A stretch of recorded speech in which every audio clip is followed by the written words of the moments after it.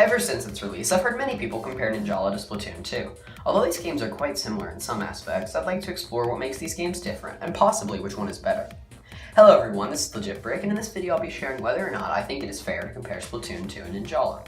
I think the first thing we need to look at is the gameplay. One thing that interests me is that I've heard a number of people talk about Ninjala's competitive future.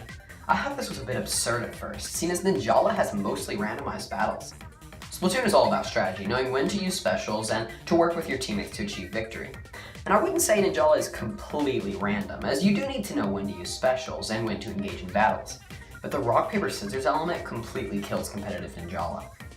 Something else I find a bit interesting is looking at the trailers for this game. You see these little ninja kids running around blowing gum. And I don't know about you, but I've always been taught that it's dangerous to chew gum while running. But hey, maybe it'd be best if these kids choked, as they are ugly. And that brings me to my next point, the art style. The art style of Splatoon has always been really cool to me. Everything about it just looks polished and charming. While Ninjala doesn't look bad necessarily, it just seems a bit underwhelming.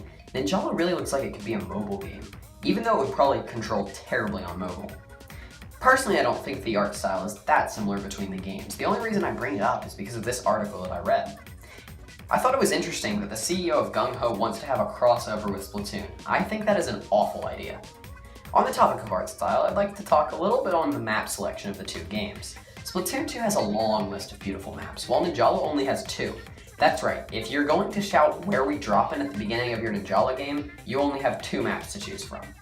I know Splatoon has added more maps over the course of its lifetime, but it did not launch with just 2.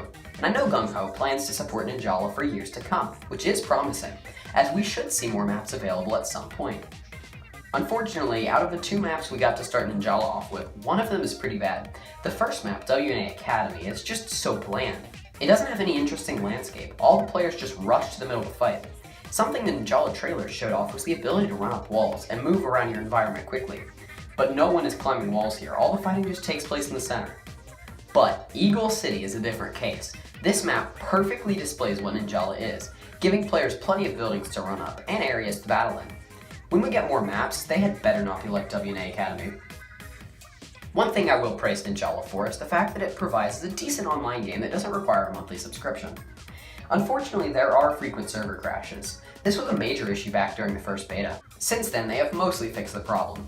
Although server crashes still happen more than they should, a lot of people would bring up the argument that Nintendo's online service has that problem as well. And I would agree, Switch Online isn't fully reliable. But its server crashes, frequent as they are, aren't quite as bad. And actually, I don't really mind Ninjala's server problems. They have fixed it enough to where the game is playable. I would get frustrated, however, if I was playing competitive and the game crashed. But because there is no such thing, I have nothing to be worried about. I'm not going to bash Ninjala a whole lot, I'm not that interested in the game, but I will say it has managed to gather a rather large fan base in such a short time. That is truly an accomplishment for the game, and it should be proud of it.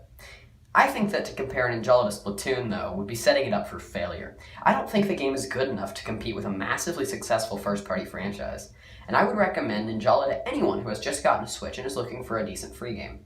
What about you? Have you played Ninjala recently? If so, let me know your thoughts on the game. Make sure to subscribe to my channel for more content like this. I hope to put out a full review of Ninjala at some point soon, so make sure you don't miss that. Thank you so much for watching.